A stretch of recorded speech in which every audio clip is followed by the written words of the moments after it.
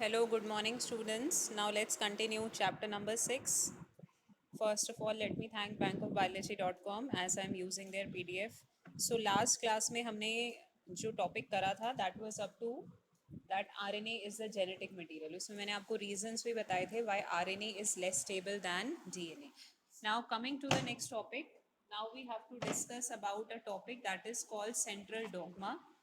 Central dogma का meaning होता है बच्चे कि जैसे let's say we already know कि 99.9% ऑर्गेनिज्म में DNA happens to be the genetic material. तो ज़्यादातर ऑर्गेनिज्म में जो जेनेटिक मटेरियल है वो डीएनए है. So how do they express themself? How does DNA express themself? DNA will first अगर डीएनए को अपनी कार्बन कॉपी बनानी है या अपनी मल्टीपल कॉपीज़ बनानी है, it will show a process which is called DNA replication, जो हमने क्लास 11 में भी स्टडी किया था. It takes place in the S phase of the cell cycle.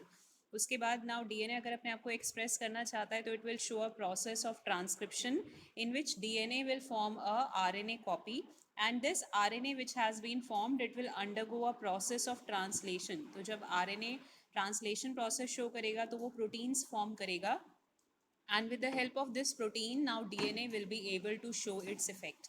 तो ये जो साइकिल चलती है कि जिसमें पहले डीएनए से आरएनए बनता है, फिर आरएनए से प्रोटीन बनता है, this process is called central dogma. And this concept was given by the scientist Francis Crick. ये वही हैं जिन्होंने डीएनए का मॉडल स्ट्रक्चर भी बना के दिया था. So most of the organism में यही सीक्वेंस फॉलो होती है कि जो डीएनए है वो ट्रांसक्रिप्शन से आरएनए फॉर्म करता है, आरएनए जो बना है वो ट्रांसलेशन से प्रोटीन फॉर्म करता है, and with the help of proteins the DNA is able to express itself. But what about those organisms जिसमें कि जेनेटिक मटेरियल डीएनए नहीं है, rather it happens to be RNA. जैसे आज के केस में टाइम में हमें पता है जो कोरोना वायरस है उसका जेनेटिक मटेरियल आरएनए है. बहुत सारे ऐसे वायरसेस होते हैं, in fact not just corona virus, जिनका जेनेटिक मटेरियल आरएनए होता है. तो अगर कोई भी ऐसा ऑर्गेनिज्म है जिसका जेनेटिक मटेरियल आरएनए है, so in that case what will happen, यहाँ पे वो सेंट्रल डॉगमा की सीक्वेंस फॉलो नहीं करेगा, उसकी सीक्वेंस थोड़ा सा चेंज हो जाएगी. Now let's see what is the change. So here you can see that we have an organism जिसका जेनेटिक मटेरियल आरएनए है. ऐसा ऑर्गेनिज्म जिसका जेनेटिक मटेरियल आरएनए है, अगर वो वायरस है तो ऐसे वायरसेस के लिए हम टर्म यूज करते हैं retrovirus. Okay, now these retrovirus they are having RNA as their genetic material. So first they will make a copy और they will make DNA, they will make DNA from RNA. तो ये उन्होंने transcription process का opposite कर दिया. Transcription में क्या होता था, डीएनए से आरएनए बनता था, बट हमारा ऑपोजिट डायरेक्शन में अब काम हो रहा है कि आरएनए से डीएनए फॉर्म हो रहा है. So this process will be called reverse transcription. तो जो भी ऐसा ऑर्गेनिज्म है जिसके अंदर आरएनए जेनेटिक मटेरियल है और जो रिवर्स ट्रांसक्रिप्शन शो कर रहा है, for them we can use this term of retrovirus. तो जब रिवर्स ट्रांसक्रिप्शन होगा तो आरएनए जो है वो डीएनए में चेंज हो जाएगा, फिर इस डीएनए से दोबारा आरएनए बनेगा. Now using this RNA protein will be form. तो इनकी सीक्वेंस चेंज हो गई. सेंट्रल डॉगमा में ट्रांसक्रिप्शन होना चाहिए, यहाँ पे पहले रिवर्स ट्रांसक्रिप्शन हो रहा है, फिर से ट्रांसक्रिप्शन हो रहा है, फिर ट्रांसलेशन हो रहा है. So they are not following central dogma. ये जो सेंट्रल डॉगमा है उससे इनका चेंज हो गया है. सो वी से कि जो रेट्रोवायरसेस हैं they do not follow central dogma. Then we have to discuss the next concept, that is about DNA replication.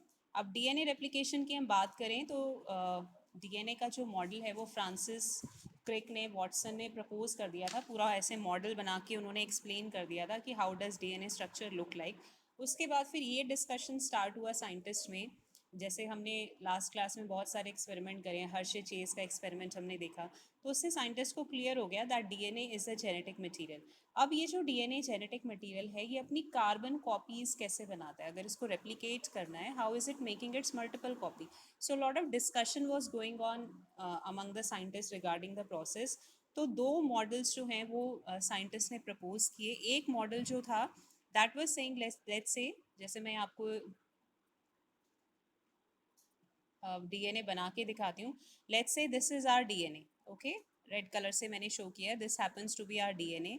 And now this DNA has to undergo replication. ये आपकी NCERT book में भी show किया हुआ है. तो जब ये डीएनए रेप्लिकेशन प्रोसेस अंडरगो करेगा तो दो चांसेस हैं कि ये जो डीएनए के रेड कलर के स्ट्रैंड्स हैं, जिसको हम पेरेंटल स्ट्रैंड भी कहते हैं, कि वो सेपरेट हो जाएं and they are acting like a base और अ टेम्पलेट. उसको यूज़ करके नया डीएनए स्ट्रैंड बनेगा. तो अगर इस तरीके से प्रोसेस हो रहा है तो एक स्ट्रैंड, ये जो हमारे नए डीएनए मॉलिक्यूल्स बने हैं, इसमें एक स्ट्रैंड तो पेरेंट से मिला है और एक स्ट्रैंड उसने खुद से बनाया, one it has inherited from the parent and one strand is newly synthesised, वो उसने खुद से बनाया है। तो ये जो हमारा डीएनए मॉलिक्यूल बनेगा, ये don't you think this will be 50% similar to the parent, क्योंकि डीएनए के दो स्ट्रैंड्स होते हैं और दो में से एक उसको पेरेंट से मिला है, एक उसने खुद नया बनाया है। तो जो ये डीएनए मॉलिक्यूल बनेगा, ये पेरेंट से 50% मैच कर रहा है, हाफ मैच कर रहा है। सो this type of replication will be called semi conservative replication. Semi word का मतलब होता है हाफ, कंजर्वेटिव का मतलब होता है प्रिजर्व हो जाना, मतलब जो अपने पेरेंट से हाफ या 50% मैच करता है। So this type of DNA replication will be called semi-conservative DNA replication. So Watson and Crick ने उस टाइम तक कोई एक्सपेरिमेंट नहीं हुआ था, कुछ भी नहीं हुआ था, बट बिकॉज वो अपना मॉडल बना चुके थे तो उनको ये आइडिया क्लिक कर गया कि ये जो डीएनए है ये सेमी कंजर्वेटिव वे से रेप्लिकेट करेगा, जो पुराने पेरेंटल स्ट्रैंड्स हैं वो सेपरेट हो जाएंगे, उसको यूज़ करके नया स्ट्रैंड सिंथेसाइज होगा। तो जो भी हमारे स्ट्रैंड्स बनेंगे उसमें एक स्ट्रैंड पुराना होगा, means which it had got from the parent, और एक स्ट्रैंड न्यू होगा which has been newly synthesise. So this type of DNA replication will be called semi conservative DNA replication. ये बहुत ही बेसिक कंसेप्ट है, इसमें आपको कोई मिस्टेक नहीं करनी है, इसको ध्यान से समझना है। तो semi conservative means half preserve, ऐसा डीएनए जो 50% अपने पेरेंट से मैच करता है। सो ये उन्होंने प्रपोज कर दिया वॉटसन एंड क्रिक ने, बट वो कोई एक्सपेरिमेंटल प्रूफ नहीं दे पाए इसको कंफर्म करने के लिए कि जो डीएनए है वो एक्चुअली में सेमी कंजर्वेटिव तरीके से ही रेप्लिकेट करता है। तो एक बड़ा इंटरेस्टिंग सा एक्सपेरिमेंट हुआ, और उसके बाद ये जो डिबेट था या ये जो वॉटसन क्रिक का हाइपोथेसिस था वो करेक्ट प्रूव हो गया कि येस, डीएनए जो है वो सेमी कंजर्वेटिवली रेप्लिकेट करता है। तो नाउ लेट्स सी कि कौन सा एक्सपेरिमेंट हुआ, किसने किया, कैसे किया। So there were two scientist, they were known as Meselson and Stahl. So they had done the experiment, और इस एक्सपेरिमेंट में उन्होंने क्या किया, ई कोलाई बैक्टीरिया लिया, उसको ऐसे फ्लास्क के अंदर कल्चर किया। ओके, अब इस फ्लास्क के अंदर जहाँ से उन्होंने अपना एक्सपेरिमेंट स्टार्ट करा था, जिसको कि हम 0 मिनट रीडिंग भी कहते हैं, या जहाँ से भी हमारा एक्सपेरिमेंट स्टार्ट हो रहा है, उस फ्लास्क के अंदर, उस कल्चर के अंदर उन्होंने N15 ऐड कर दिया। N15 happens to be the, आपने केमिस्ट्री में पढ़ा होगा, नाइट्रोजन के दो आइसोटोप्स हैं, एक है N14, एक है N15।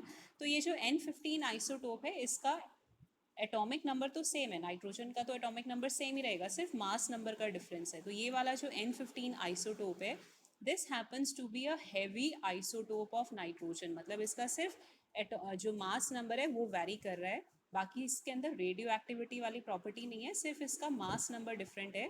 So we will say that it is a heavy isotope of nitrogen, ये आइसोटोप नाइट्रोजन का हैवी है। तो उन्होंने जहाँ पे 0 मिनट रीडिंग से स्टार्ट करना था, वहाँ पे उन्होंने, ये उनकी 0 मिनट रीडिंग है, for few minutes they kept this equalise solution in N15 type of nitrogen. Actually जो फ्लास्क है जिसके अंदर इन्होंने बैक्टीरिया कल्चर किया था, उसमें उनको अमोनियम क्लोराइड सोल्यूशन डालना था। तो अब इन्होंने वो वाला अमोनियम क्लोराइड डाला जिसमें नाइट्रोजन जो है वो 15 टाइप का है, हैवी आइसोटोप ऑफ नाइट्रोजन है, and they culture this E coli bacteria in this for few minutes. और जब उन्होंने एक्सपेरिमेंट स्टार्ट करा तो उन्होंने क्या किया कि इस सोल्यूशन में से कुछ बैक्टीरिया निकाले, उसको सेंट्रीफ्यूगेशन करके चेक किया। मैंने आपको बताया था एवरी मैक्लॉयड मैककार्टी एक्सपेरिमेंट में कि सेंट्रीफ्यूगेशन एक ऐसी टेक्निक होती है जिसमें आपने, I think you must check out some videos on the YouTube also, एक छोटी सी मशीन होती है सेंट्रीफ्यूगेशन मशीन, उसमें छोटी छोटी ट्यूब्स होती हैं, सेंट्रीफ्यूगेशन ट्यूब्स, जिसमें आप मटेरियल डाल के उसको कितने स्पीड पे आरपीएम पे रोटेट कर रहे हो, तो जो भी मॉलिक्यूल्स होते हैं वो वेट के अकॉर्डिंग सेपरेट हो जाते हैं। सो जब उन्होंने सेंट्रीफिकेशन फोर्स करके, सेंट्रीफिकेशन करके पूरा चेक किया, सो दे कुड फाउंड कि जो डीएनए है वो दोनों स्ट्रैंड्स उसके हैवी हैं। एक्चुअली क्या होता है, इस मशीन के ऊपर उन्होंने पहले ही मार्क लगा दिया कि अगर दोनों स्ट्रैंड्स डीएनए के हैवी होंगे तो यहाँ पे इस मार्क पे वो सेटल होगा। अगर डीएनए के दोनों स्ट्रैंड्स N14 मतलब नॉर्मल नाइट्रोजन वाले हैं तो वो इस मार्क पे सेटल होगा। अगर डीएनए का स्ट्रैंड एक N15 वाला है और एक N14 वाला है तो वो यहाँ पे सेटल होगा, मतलब उसके ऊपर 3 मार्क है, क्योंकि हमें पता है जो चीज़ लाइट होती है वो सबसे ऊपर प्रेसिपिटेट होगी, तो N14 सबसे ऊपर प्रेसिपिटेट होगा। अगर दोनों स्ट्रैंड्स N15 वाले हैं तो उसका जो मास है वो हैवी हो गया तो वो सबसे नीचे सेटल होगा। अगर दोनों स्ट्रैंड्स डिफरेंट हैं, one is of N15 nitrogen, one is of N14 nitrogen, तो उसका जो वेट है वो दोनों के बीच का हो जाएगा, इंटरमीडिएट हो जाएगा, and it will settle somewhere in middle of the two. तो इस टाइप से हम फाइंड आउट कर सकते हैं कि अभी इकोलाई के अंदर किस टाइप की कंडीशंस चल रही हैं। मार्किंग उन्होंने टेस्ट ट्यूब पे कर ली, सेंट्रीफिकेशन ट्यूब पे कर ली। उसके बाद उन्होंने जहाँ से एक्सपेरिमेंट स्टार्ट किया था, जो उनका 0 मिनट रीडिंग वाला टाइम था, उसका उन्होंने कुछ इकोलाई बैक्टीरिया निकाले, 5 ml सोल्यूशन के करीब निकाला। उसमें तो काफ़ी thousands and thousands of bacteria हो जाते हैं। डीएनए पूरा आइसोलेट करके सेंट्रीफिकेशन करके देखा, तो दे कुड फाइंड कि जो टेस्ट ट्यूब का उन्होंने N15 वाला मार्क लगाया था, वहाँ पे डीएनए आ रहा है। इसका मतलब इस टाइम पे ई कोलाई के दोनों जो डीएनए स्ट्रैंड्स हैं, they have been labelled with this heavy isotope. Actually क्या होता है, जब आप ई कोलाई को नॉर्मली, तो उसके अंदर इनिशियली N14 वाला बैक्टीरिया होगा, लेकिन अगर आप उसको किसी ऐसे सोल्यूशन में रख रहे हो जिसमें N15 टाइप का है, तो धीरे धीरे उनके डीएनए का जो N14 है वो N15 से रिप्लेस हो जाता है। नॉर्मली प्रोसीजर होता है, जो भी आपके एलिमेंट्स हैं उनका एक्सचेंज पॉसिबल है। सो उनके दोनों डीएनए स्ट्रैंड्स में अब N15 इनकॉर्पोरेट हो चुका है, N15 अंदर पेनिट्रेट कर चुका है। तो जब आप उसको सेंट्रीफिकेशन करके देखोगे, so this is what you are giving. और जब ऐसी सिचुएशन होती है जिसमें डीएनए के दोनों स्ट्रैंड्स N15 टाइप के होते हैं, उसको हम बोलते हैं हैवी आइसोटोप। हैवी आइसोटोप का मतलब है कि जिसमें आपके डीएनए के दोनों स्ट्रैंड्स जो हैं वो N15 के बने हुए हैं। उसके बाद now what they did was कि जिस फ्लास्क के अंदर उन्होंने ई कोलाई को कल्चर किया था, अब उस फ्लास्क में उन्होंने सोल्यूशन को फिल्टर आउट कर दिया। सोल्यूशन कैसे फिल्टर आउट करते हैं बच्चे, कि जो फ्लास्क है उसके ऊपर हम एक फिल्टर लगा देंगे, छलनी जैसा एक होता है। Actually this is having very fine pores, तो इसके थ्रू बैक्टीरिया तो पास नहीं करता, बट जो अंदर का लिक्विड होता है वो सारा बाहर निकल जाएगा। तो उन्होंने फिल्टर लगा के सारा जो सोल्यूशन था वो बाहर निकाल दिया। अब इसमें इन्होंने फ्रेश सोल्यूशन डाला, और इस बार जो इन्होंने सोल्यूशन डाला वो नॉर्मल N14 वाला था। ओके, N15 को निकाल दिया और N14 को अंदर डाल दिया, और फिर 20 मिनट्स वेट किया। अच्छा, when you will read it from the NCERT, तो शायद एनसीईआरटी में कहीं मेंशन्ड है that the generation time of E coli is 20 minutes. Generation time का मतलब होता है कि कितने मिनट्स में एक बैक्टीरिया बाइनरी फिजन शो करके 2 बैक्टीरिया बना सकता है। So generation time means how much time the bacteria or E. coli requires for forming its new generation. तो उसको बाइनरी फिशन करने में, नई जनरेशन बनाने में कितना टाइम लग रहा है, तो ई कोलाई को 20 मिनट्स लगते हैं। 20 मिनट्स के बाद उन्होंने फिर अब ये जो भी बैक्टीरिया बने होंगे, पुराने बैक्टीरिया से न्यू बैक्टीरिया बन गए होंगे, जैसे यहाँ पे समझाने के लिए, ताकि बच्चों को बहुत ईजिली समझ में आ जाए, ये एक्चुअली एक ई कोलाई बैक्टीरिया है। ओके, और इसमें हमने ये मान के चला कि एक से हमारे बाइनरी फिजन होके 2 इक्वलाई बैक्टीरिया बन गए। अब इसको हमने सेंट्रीफ्यूगेशन करके देखा, means now we are again centrifuging their DNA, and now what we are finding is that कि जो हमारा टेस्ट ट्यूब की बीच वाली मार्किंग थी, मैंने आपको बताया था ना 3 मार्किंग थी, सबसे ऊपर N14 वाली, जो मिडल मार्किंग थी वो N15 की थी, सबसे लोअर मोस्ट जो थी वो N15 की थी। तो जो उनकी मिडल मार्किंग थी, अब उस पे डीएनए हमारा जो है वो सेटल आउट हो रहा है। बीच वाली मार्किंग पे अगर आपका टेस्ट ट्यूब में डीएनए सेटल आउट हो रहा है, इसका मतलब इन बैक्टीरिया के अंदर एक डीएनए स्ट्रैंड तो N15 का बना हुआ है, जो कि रेड कलर से यहाँ पे शो किया हुआ है। ये रेड कलर एनसीईआरटी ने 2 डिफरेंट कलर्स इसलिए यूज़ किए हैं ताकि बच्चे अच्छे से उसको समझ सकें। सो रेड मीन्स N15, और एक स्ट्रैंड आप देख सकते हो यहाँ पे ग्रीन कलर का बना हुआ है, ग्रीन कलर वाला है वो एक्चुअली N14 का बना हुआ है। तो ये आपका ये शो करता है कि डीएनए जो है वो सेमी कंजर्वेटिव तरीके से ही रेप्लिकेट कर रहा है, क्योंकि एक स्ट्रैंड उसको पुराना मिला, N15 वाला मिला, एक स्ट्रैंड उसने खुद से नया बनाया, और क्योंकि हमने मीडियम में N14 डाला था, तो अब वो जो नया डीएनए स्ट्रैंड बनाएगा वो N14 को यूज़ करके बनाएगा। तो जो नया स्ट्रैंड उसने बनाया उसमें सिर्फ N14 ही प्रेजेंट है। So as a result of which अब हमारा एक स्ट्रैंड रेड कलर का हो गया, एक स्ट्रैंड ग्रीन कलर का हो गया। Red means N15, green means N14। तो ये जो हमारा डीएनए बनता है इसको हम बोलते हैं हाइब्रिड डीएनए। हाइब्रिड मतलब जिसके अंदर 2 अलग अलग टाइप के नाइट्रोजन के आइसोटोप्स प्रेजेंट हैं। So one strand is of N15 और red colour, one strand is of N14 और ग्रीन कलर।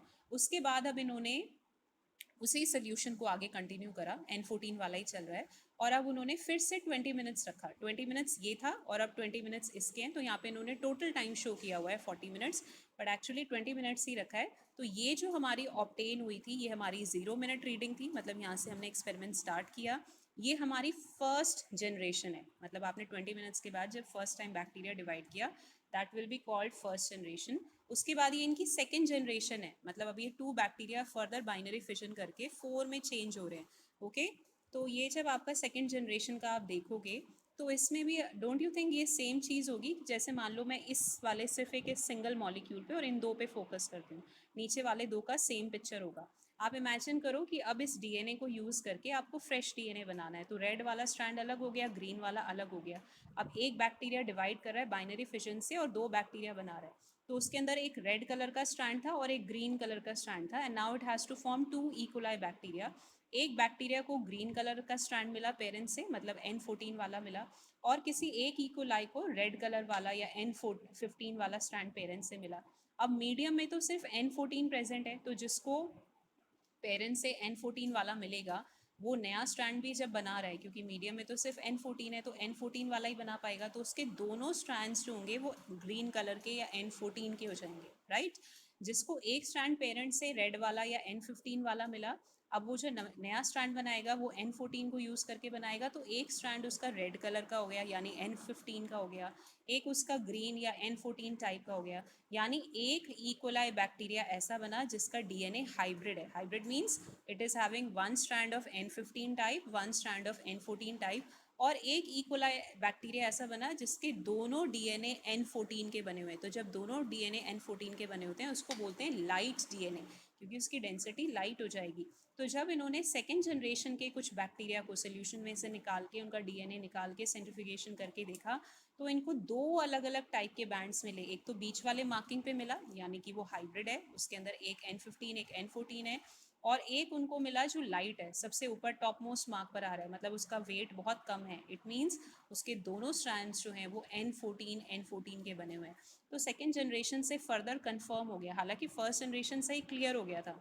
जो उनको एक्चुअल में पता चला था कि डीएनए सेमी कंजर्वेटिव है, वो उनको फर्स्ट जनरेशन के डाटा से ही पता चल गया था, क्योंकि अगर आपका यहाँ पे हाइब्रिड बन रहा है सो दिस क्लियरली शोज कि जो डीएनए का रेप्लिकेशन है वो सेमी कंजर्वेटिव है। तो कितने टाइप के डीएनए हो गए? Going according to the Meselson and Stahl we have 3 terms जो कि यहाँ पे इन्होंने यूज़ किए हैं। एक उन्होंने यूज़ किया है heavy DNA, means both the strands are made up of N15। एक उन्होंने टर्म यूज़ की है हाइब्रिड।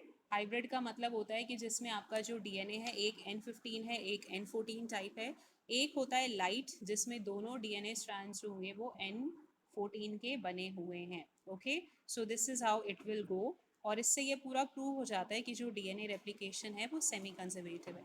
अब इसमें क्वेश्चंस किस अकॉर्डिंग बनेंगे? जैसे मान लो आपसे कोई पूछे that you have to calculate the ratio of light and hybrid DNA in second generation. अगर आपसे कोई पूछे कि सेकेंड जनरेशन में आप लाइट डीएनए और हाइब्रिड डीएनए का रेशियो बताओ, तो यहाँ पे 4 मॉलिक्यूल्स बने हैं डीएनए के, या 4 इकोलाई बैक्टीरिया बने हैं, उसमें 4 में से 2 के अंदर तो लाइट वाला डीएनए, मतलब जिसके दोनों स्ट्रैंड ग्रीन या N14 के हैं। 2 इकोलाई ऐसे हैं जिनका डीएनए हाइब्रिड वाला है। I have already told hybrid का मतलब होता है one is N15 one is N14 type. तो अगर हम इसका रेशियो निकालेंगे लाइट और हाइब्रिड का तो 2/2 आएगा, और वी कैन से 1:1। अब जब आप अपनी एनसीईआरटी बुक रीड करोगे उसमें एक बहुत इंपॉर्टेंट क्वेश्चन है, एप्लीकेशन बेस्ड क्वेश्चन है, पेज नंबर 106 के ऊपर गिवन है।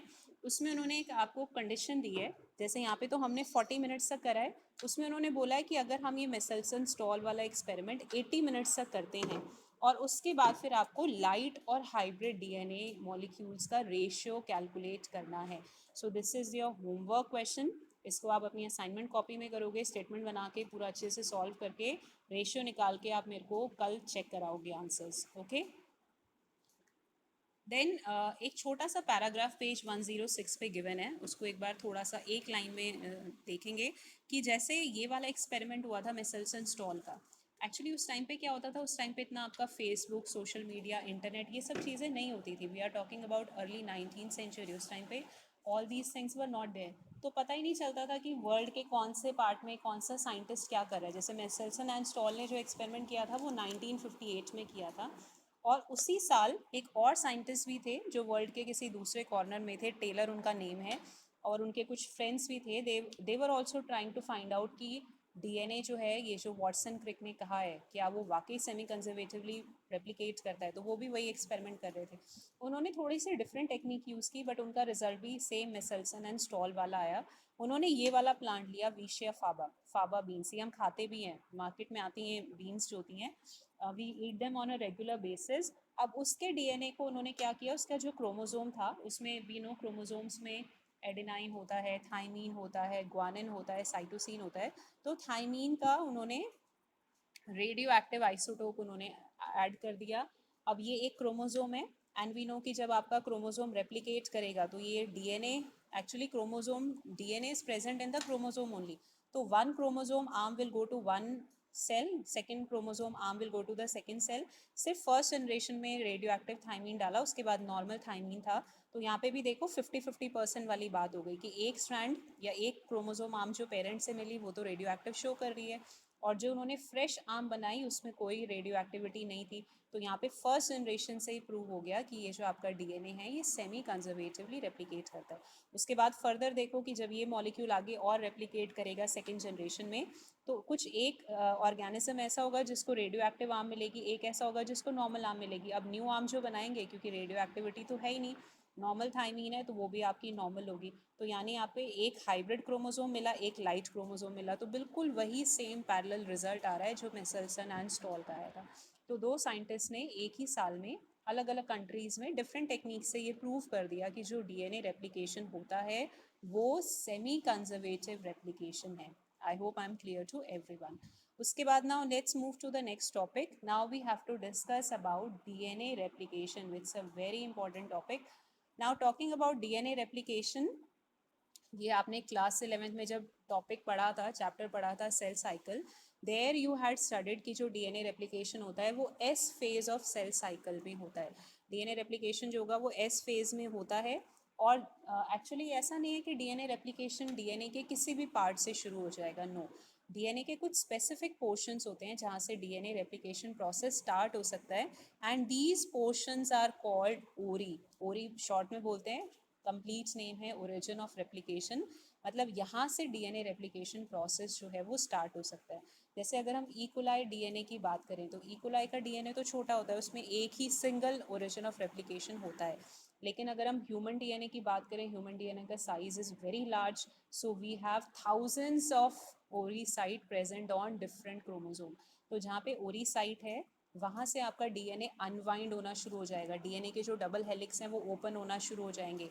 तो वहीं से डीएनए रेप्लिकेशन प्रोसेस स्टार्ट हो सकता है। अगर कोई ऐसा डीएनए जिसके ऊपर ओरी साइट ही नहीं है तो वो कभी भी अपने आप को रेप्लिकेट नहीं कर पाएगा, क्योंकि ओरी साइट हेल्प करते हैं डीएनए के दोनों स्ट्रैंड्स को ओपन होने में, अनवाइंड होने में। और जब तक डीएनए अनवाइंड नहीं होगा, ओपन नहीं होगा, डीएनए रेप्लिकेशन आपका स्टार्ट नहीं हो सकता है। तो यहाँ पे एक चीज़ समझने वाली है कि अगर कोई डीएनए में ओरिजिन ऑफ रेप्लिकेशन एब्सेंट है, it will never be able to replicate itself. Okay. Now अगर कोई भी ऐसा डीएनए का पार्ट है जिसमें ओरिजिन ऑफ रेप्लिकेशन है, वो ओरिजिन ऑफ रेप्लिकेशन प्रेजेंट है, तो ऑब्वियसली वो रेप्लिकेट करके मल्टीपल कॉपीज बना सकता है। उसके लिए फिर हम टर्म यूज़ करते हैं रेप्लिकॉन।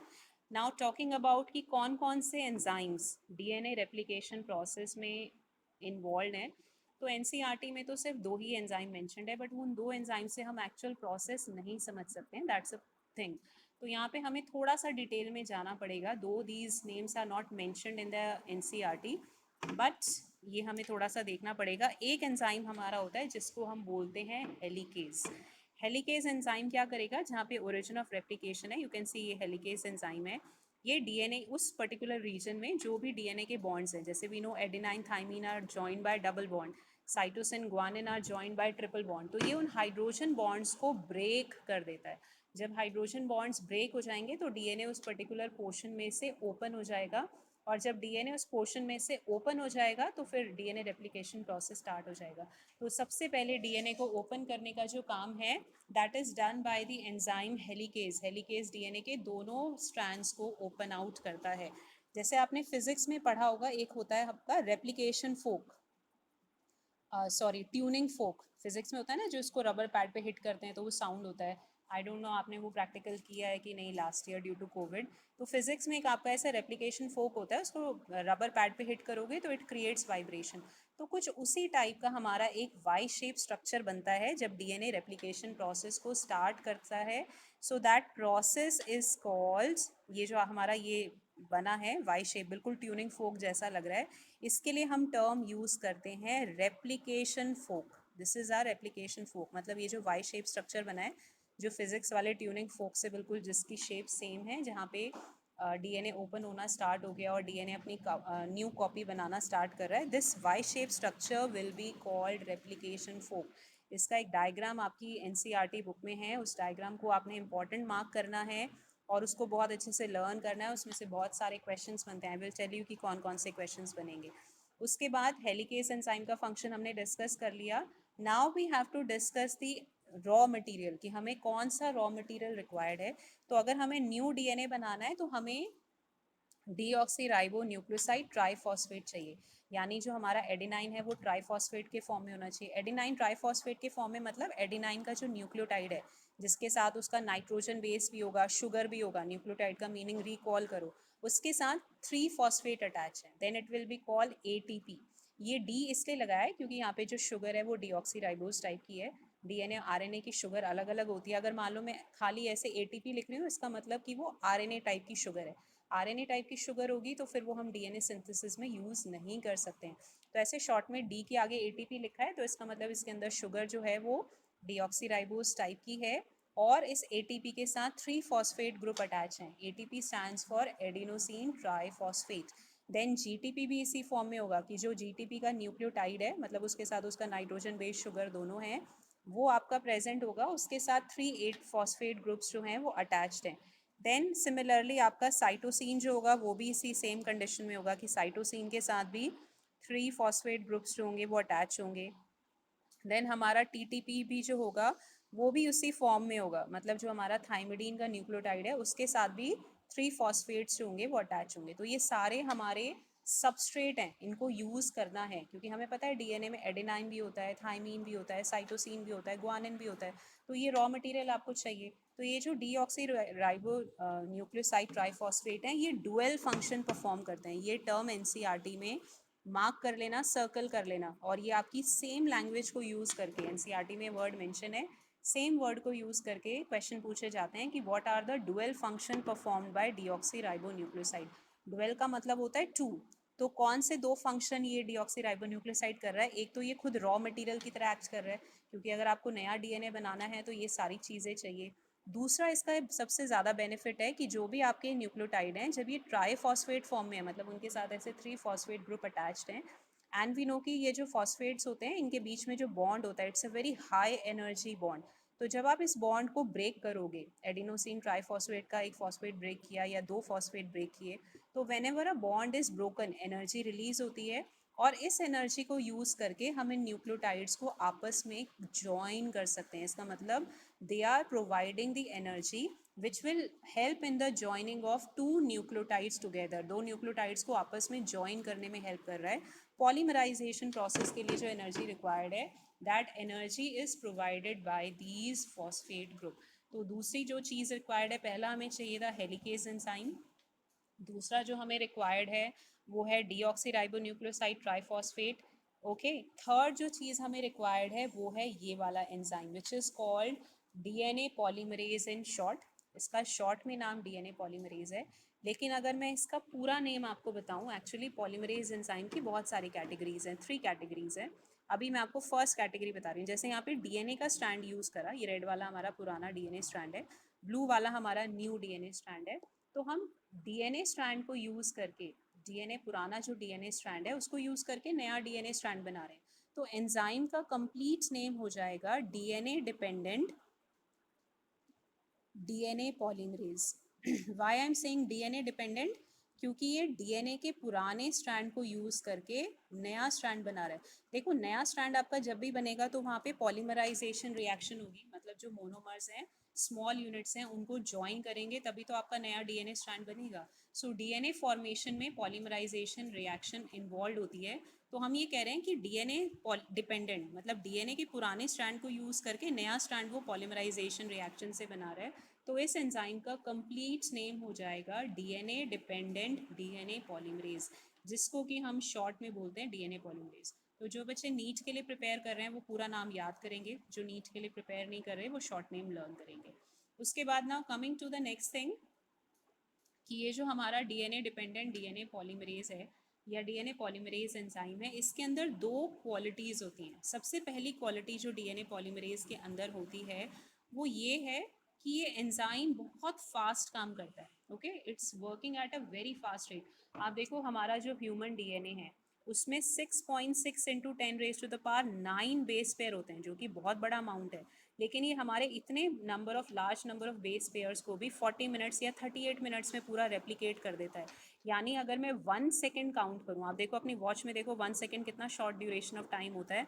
ये 1 सेकेंड में 2000 बेस पेयर्स को आपस में ज्वाइन कर सकता है, पॉलीमराइज कर सकता है. 1 second is such a short span of time और उसमें इसने 2000 बेस पेयर्स को पॉलीमराइज करके ज्वाइन कर दिया. सो यू कैन सी कि इस एंजाइम का एक्शन कितना ज़्यादा फास्ट है, ये कितना ज़्यादा फास्ट काम कर रहा है कि नहीं कर रहा है. 1 सेकेंड में 2000 बेस पेयर को इसने ज्वाइन कर दिया.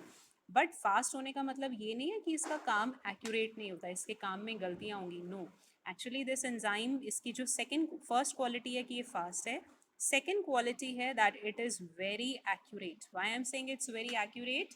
बिकॉज ये अपने काम में कोई मिस्टेक नहीं करता. एक बार डीएनए बनाएगा उसके बाद उसकी प्रूफ रीडिंग भी करता है. प्रूफ रीडिंग मतलब कि जैसे आपने कोई काम किया और फिर आप उसको क्रॉस चेक करते हो. जैसे आपका यूटी का पेपर है, आपने पहले पूरा पेपर किया, लास्ट के 10 मिनट्स आप रिवाइज करते हो कि कहीं कोई एरर तो नहीं है, कोई क्वेश्चन तो नहीं छूट गया, कुछ गलत तो नहीं कर दिया. तो that is called proof reading. Similarly अगर कोई ऑथर है वो बुक पब्लिश कर रहा है तो पहले वो रफ बनाएगा, बुक को ड्राफ्ट लिखेगा, फिर उसके बाद उसकी प्रूफ रीडिंग चेक करेगा कि कहीं कोई स्पेलिंग मिस्टेक तो नहीं है, ग्रामेटिकल मिस्टेक तो नहीं है. सो सेम वे में हमारा एंजाइम भी प्रूफ रीडिंग करता है और इसीलिए उसका काम बहुत एक्यूरेट होता है, क्योंकि उसको पता है अगर उसने एक बेस पेयर भी गलत डाल दिया तो बहुत बड़ी प्रॉब्लम हो सकती है. जैसे हमने सिकल सेल एनीमिया में देखा है, GAG is change into GUG, सिर्फ एडेनाइन की जगह पे यूरासिल आ जाता है और पूरा आरबीसी की शेप डैमेज हो जाती है. सो अगर इसने सिंगल बेस पेयर भी गलत डाल दिया तो बहुत बड़ी प्रॉब्लम हो सकती है. तो it has to make sure कि इसके काम में कोई एरर्स नहीं होंगे. तो ये एंजाइम फास्ट भी है and at the same time this enzyme is very very accurate. तो this is the quality of DNA polymerase enzyme. उसके बाद इसमें एक हमें जो चीज़ अब पढ़ने वाली है वो मैं आपको, एक्चुअली इसमें NCERT वाला डायग्राम नहीं है, I was looking for that diagram. चलो एनी हाउ इसी वाले डायग्राम से एक बार हम देखेंगे. ये जैसे डीएनए हमारा डायग्राम है, मैं बना देती हूँ यहाँ पे क्योंकि ये NCERT वाला डायग्राम है, उसी से बच्चों को ज़्यादा क्लियर होगा. तो ये वाला जो हमारा स्ट्रैंड है इसकी पोलैरिटी 3' to 5' है, दूसरे वाले स्ट्रैंड की पोलैरिटी 5' to 3' होगी. बिकॉज वी नो डीएनए के जो दोनों स्ट्रैंड्स होते हैं वो एंटी पैरेलल होते हैं, दोनों की पोलैरिटी ऑपोजिट होती है. अब इस एंजाइम की एक बहुत बड़ी प्रॉब्लम है, क्वालिटी तो मैंने बता दी कि फास्ट भी है एक्यूरेट भी है, बट इस एंजाइम की एक प्रॉब्लम है. And that problem is that कि जिस स्ट्रैंड की ये एंजाइम हमेशा 5' to 3' डायरेक्शन में ही काम करता है. ये चीज़ आप माइंड में बहुत अच्छे से सेट कर लो. कोई भी पॉलीमरेज एंजाइम होगा, अभी तो हम डीएनए रेप्लिकेशन कर रहे हैं तो मैं आपको डीएनए पॉलीमरेज बता रही हूँ, आगे हम ट्रांसक्रिप्शन करेंगे तो वहाँ पे मैं आपको आरएनए पॉलीमरेज एंजाइम बताऊंगी. एक रिवर्स ट्रांसक्रिप्शन में एंजाइम यूज़ होता है पॉलीमरेज का, वो भी चाहे किसी भी कैटेगरी का पॉलीमरेज एंजाइम हो. ये बेसिक कंसेप्ट है, इसको बिल्कुल माइंड में सेट कर लेना है, फिक्स कर लेना है कि पॉलीमरेज एंजाइम चाहे किसी भी कैटेगरी का हो वो हमेशा काम करता है 5' to 3' direction. Again I am repeating, polymerase किसी भी कैटेगरी का हो वो हमेशा 5' to 3' डायरेक्शन काम करता है. तो ये जो एंजाइम है जिस स्ट्रैंड की ओरिएंटेशन 3' to 5' है, जब वो इस पर नया डीएनए स्ट्रैंड बनाएगा तो नया डीएनए स्ट्रैंड की तो पोलैरिटी आपकी ऑपोजिट हो जाएगी, यानी इस स्ट्रैंड की पोलैरिटी 5' to 3' हो जाएगी. तो इस स्ट्रैंड के ऊपर तो इसको स्ट्रैंड बनाने में मज़ा आ रहा है क्योंकि इसकी जो डायरेक्शन काम करने के लिए फेवरेबल है वो मैच कर रही है. बट इस वाले स्ट्रैंड पे ये काम करने में बहुत परेशान हो जाएगा क्योंकि ये स्ट्रैंड आपका है 5' to 3 अब इसको काम करना है 5 to 3, तो इसको ऊपर से नीचे आना पड़ता है, ठीक है, क्योंकि 5 प्राइम यहाँ पे बनेगा, 3 प्राइम नीचे की तरफ बनेगा, तो ये काम नहीं कर पाता। तो ये वाला स्ट्रैंड के ऊपर जो इसको स्ट्रैंड बनाना है, वहाँ पे इसको काम करने में इसकी डायरेक्शन मैच नहीं कर रही है, it's not favourable direction for the enzyme to work, and that is why वो जो भी डीएनए बनाएगा वैसे छोटे छोटे पार्ट्स में बनाता है। तो जिस स्ट्रैंड के ऊपर उसकी डायरेक्शन काम करने के लिए फेवरेबल है, वहाँ पे वो without any break, without any gap, बहुत फास्ट स्पीड पे डीएनए बनाता है। इस स्ट्रैंड को हम बोलते हैं लीडिंग स्ट्रैंड। कई बच्चे जो रिफ्रेशर वगैरह से पढ़ोगे तो उसमें लिखा हुआ है लीडिंग स्ट्रैंड। लीडर कौन होता है? जो हमेशा आगे चलता है, क्योंकि ये बहुत फास्ट स्पीड पे बन रहा है, विदाउट एनी ब्रेक बन रहा है, तो हम इसको लीडिंग स्ट्रैंड भी कहते हैं। एनसीईआरटी में इसके लिए लीडिंग स्ट्रैंड टर्म यूज़ ना करके कंटिन्यूस स्ट्रैंड यूज़ की गई है। कंटिन्यूस भी ठीक है, क्योंकि without any break, without any gap वो बना रहा है, लेकिन ये वाला जो स्ट्रैंड बनेगा, यहाँ पे एंजाइम के लिए काम करने की डायरेक्शन फेवरेबल नहीं है। वो स्ट्रैंड बन रहा है लेकिन धीरे धीरे बन रहा है और बहुत ब्रेक ले लेके बन रहा है, तो इस स्ट्रैंड को हम बोलते हैं लैगिंग स्ट्रैंड। लैगिंग वर्ड तो इंग्लिश वर्ड है, आपको मीनिंग पता ही है, लैग बिहाइंड मतलब जो पीछे रह जाता है, तो लैगिंग स्ट्रैंड है, मतलब ये धीरे धीरे बन रहा है और बहुत स्लो पेस पे बन रहा है। डिसकंटिन्यूस स्ट्रैंड है, एनसीईआरटी ने टर्म यूज़ की है डिसकंटिन्यूस। वाई? बिकॉज ये ब्रेक्स ले लेके बनता है, एक ही बार में नहीं बनेगा, थोड़ा थोड़ा करके ब्रेक ले लेके बनता है, so that is why it is called discontinuous strand. अब उसके बाद जैसे ये वाला मैं आपको बता रही थी, तो जहाँ पे डिसकंटिन्यूस स्ट्रैंड बन रहा है, ऐसे छोटे छोटे फ्रैगमेंट्स बन रहे हैं, ये सबसे पहले एक जापान के साइंटिस्ट थे जिन्होंने इसको पूरा प्रोसेस को पढ़ा और डिस्कवर किया कि एक स्ट्रैंड के ऊपर जो नया डीएनए स्ट्रैंड बनता है वो ऐसे शॉर्ट स्ट्रेचेस में बन रहा है। तो उनके नेम के ऑनर में these fragments are called Okazaki fragments. जो बच्चे नीट के लिए प्रिपेयर कर रहे हैं वो याद कर लेंगे, बाकी बच्चे इसको स्किप कर सकते हैं, इट्स नॉट रिक्वायर्ड, वो सिर्फ लैगिंग और कंटिन्यूस तक ही याद करेंगे। सो जो बच्चे नीट के लिए प्रिपेयर कर रहे हैं दे मस्ट नो कि ये सबसे पहले जो प्रोसेस है, it was discovered by a Japanese scientist, उनके नेम के ऑनर के अकॉर्डिंग ही we call them as Okazaki fragments.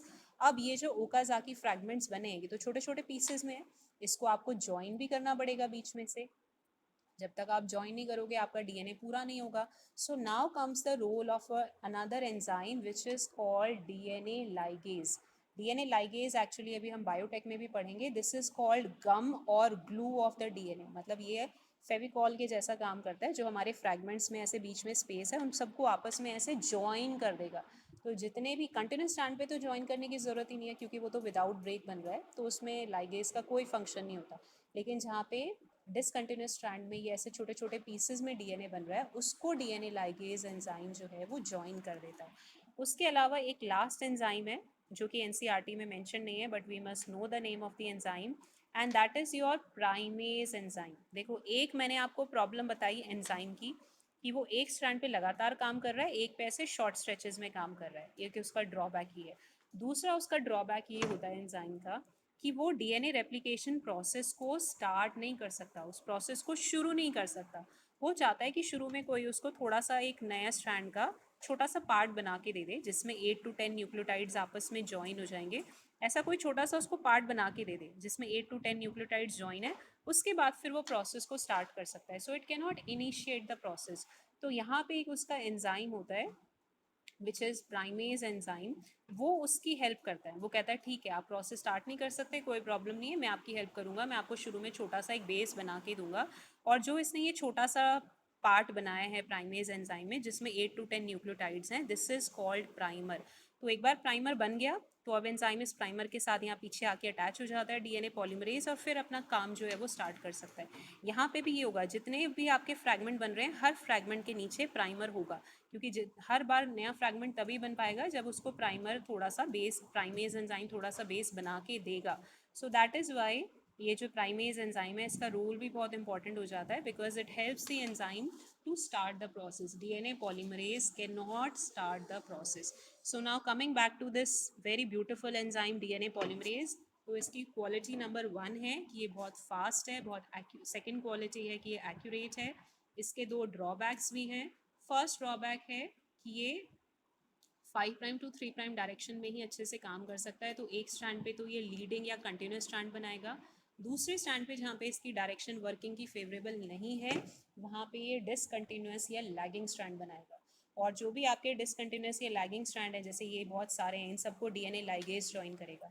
दूसरा इस एंजाइम की शॉर्टकमिंग है कि ये प्रोसेस को स्टार्ट नहीं कर सकता, तो उसके लिए एक एंजाइम होता है प्राइमेज जो इसको एक छोटा सा बेस बना के देता है, फिर उसके साथ ये अपना आगे काम कर सकता है।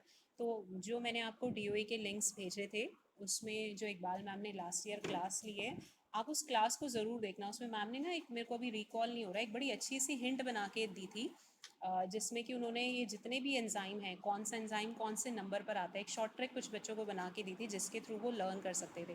तो जो बच्चे नीट के लिए प्रिपेयर कर रहे हैं उनके लिए तो बहुत ज़्यादा हेल्पफुल होगा, क्योंकि इन एंजाइम्स में से बहुत सारे क्वेश्चंस बनते हैं नीट में। तो वो आप वीडियो ज़रूर देखना, और उसमें जो भी शॉर्ट ट्रिक मैम ने बताई है उसको अपनी एनसीईआरटी बुक में नोट डाउन कर लेना कि पहले कौन सा एंजाइम आता है, फिर सेकंड नंबर पे कौन सा एंजाइम है, थर्ड पे कौन सा है। तो वो आपको वाकई बहुत हेल्प करेगा टू क्लियर और solve all the MCQ question in the NEET. अब आपके सीबीएसई में भी एमसीक्यू क्वेश्चन आ गए हैं, तो मुझे लगता है सबको वो शॉर्ट ट्रिक लर्न कर लेनी चाहिए। सो please do see that class. और ये जो हमारी दोनों टॉपिक्स की क्लास है, सेमी कंजर्वेटिव डीएनए रेप्लिकेशन वाली भी और डीएनए रेप्लिकेशन वाली भी, उसमें डीओई की क्लासेस के डिस्क्रिप्शन बॉक्स में बहुत अच्छी वीडियोस गिवन है, बेस्ट वीडियोस। एक्चुअली जब भी आप नेट पे जाओगे तो आपको एक ही टॉपिक की 1000 वीडियोस मिल जाएंगी, और सबके सब आपके सिलेबस के अकॉर्डिंग रेलिवेंट नहीं होती, तो हम थोड़ा फ़िल्टर करके जो बेस्ट वीडियो होती है वो हम डाल देते हैं। तो वहाँ पे डिस्क्रिप्शन बॉक्स में आपको वीडियो मिल जाएगी। So please do see that video and learn the topics. और वहीं पे आपको चैप्टर 6 में इन टॉपिक से रिलेटेड जो एमसीक्यू क्वेश्चन है उनका गूगल फॉर्म का लिंक भी अवेलेबल है, तो please do attempt that quiz also. Okay, so we will I will try to take live class tomorrow, क्योंकि कल घर से लेनी है तो वहाँ पे नेट की प्रॉब्लम नहीं आएगी। So tomorrow I will take your live class. तो अभी तक हमने जितने भी टॉपिक्स किए हैं, अगर उसमें आपको कोई डाउट है तो प्लीज़ वो आप लोग कल पूछेंगे।